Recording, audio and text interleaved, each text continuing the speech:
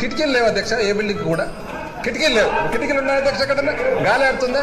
లోపల మొత్తం కిటికీలు లేని బిల్డింగ్లు కట్టారు అధ్యక్ష, విండోస్ లేవు ఏ బిల్డింగ్ కూడా. లోపల మొత్తం కిటికీలు లేని బిల్డింగ్లు కట్టారు అధ్యక్ష, విండోస్ లేవు ఏ బిల్డింగ్ కూడా.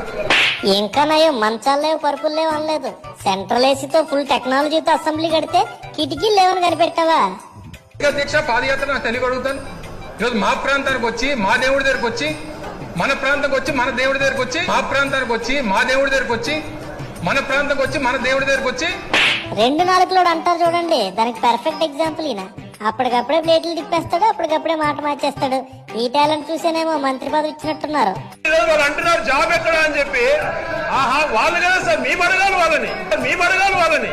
2,30,000 జాబులు ఇస్తారని ఎన్నికల్లో నిరుద్యోగులు నిరిపప్పలు చేస్తే జాబులు ఎక్కడని అడగకూడదా? అధికారులు ఉన్న మాట చెప్పడానికి కొంచెం కూడా సిగ్గేయడం లేదా?